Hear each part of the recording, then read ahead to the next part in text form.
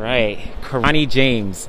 I don't even know how many times you've been, on the medal podium, bringing home another medal. What does this one mean to you here in 2022? Yeah, I think it's special. Coming off especially an Olympic year, you want to show people that you can be consistent, that you can keep on going and not let up. So for me, it's always special. I always say every championship, it's unique in its own way. The circumstances are unique. So for me, I'm just proud and happy to be back on the podium.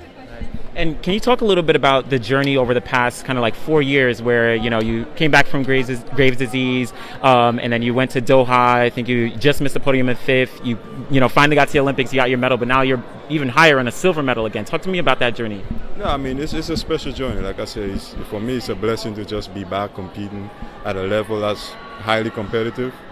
And you just take everything as it comes. It's obviously our event is very competitive, so you can't really take anything for granted. So, like I say, I'm just glad to be back and competing at a high level and being back on the podium.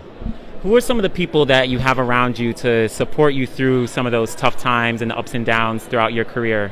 Yeah, obviously my coach, Harvey Glange, he's been there with me, since I just started, in my days at University of Alabama, obviously my family home, the people in my community in Guelph, in extension to Grenada, the whole diaspora in New York, Toronto, all over the U.S., all over the world. So just having that kind of support system, I think is important because, I'm just assured that as long as I do my best, these people are going to be proud of me. And once I know that I have that, guaranteed, then I can just go out and compete to the best of my ability.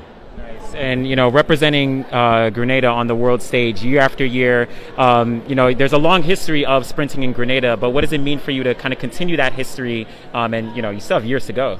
Yeah, I mean, it all started with me with Alain Francique. When he came on the scene, I think he just gave us the confidence as athletes, youth athletes, to go out there and try to represent our country well, to give us the idea that no matter how small of a country we are, that we can still go out there and compete with the best of the world. So, for me, it's just trying to inspire the next generation of athletes to come. And, hopefully they can just take on the mantle and maybe, I can even, be on some teams with them. So, hopefully that can happen. Nice. And what do you do to celebrate? I mean, you got a silver medal. Like, do you get a chance to celebrate a little bit, or maybe even get some rest? Not yet. Still have a couple of meets to go. I don't know. Maybe I might have some ice cream tonight or something like that. But yeah, that's about it. What kind of ice cream you having? Chocolate. Yeah, that's it. Yeah. How special is this one for you, though? I mean, you would have won gold before, silver. How special is this one? Yeah, I think, like I say, every championship is unique in its own way. The circumstances are unique, so. It is special because, just coming off on an Olympic year, just trying to, like I say, our event is so volatile because there's guys coming in and out of the event so much. So, for me to come out here and compete and just kind of be consistent, just show people that, I'm still here just being and competing at a very high level, for me, that's kind of special. So, yeah. Take us back a little from start to finish and just looking back at the replay, how did you think you would have done? I know the end result was a silver medal, but did you think you put together the race that you wanted to?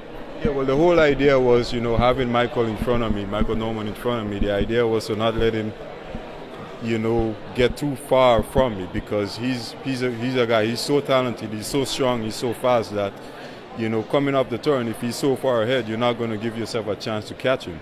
So the whole idea was to make sure I stay close and, the last 100 meters, 50 meters or whatever, give myself a chance to be competitive at the end. So at the end, you never know what's going to happen, so you just want to give yourself that chance. You've been at the top for 10 years now. Do you ever think how long you can do this? I mean, you were the young kid and now you're not old, but how long, do you ever think about? I always say, my whole idea is to be competitive at a certain level. Now, as long as I can do that, then I'm happy with that. So, competing against these guys, like I said, our event is so volatile. I mean, next year there's going to be a guy that comes along that comes out of nowhere that nobody knows about. So, like I said, just trying to compete at that level. If I can maintain that level, regardless of whether I get on the podium or not, then I'll try to do it as long as I can. Just curious, do you ever think about time at all? Because it's like, again, that consistency is so crazy, but you don't, your PB is not, 43.5 or something like that, right? But you're always there. Do you ever think about time? Well, like I say, it's all about consistency, right? So, I mean, we've seen it in the history of event. If you understand our event, the last 10 years, there are a lot of guys that have run under 44. But to have that longevity and that consistency, I think that's the key.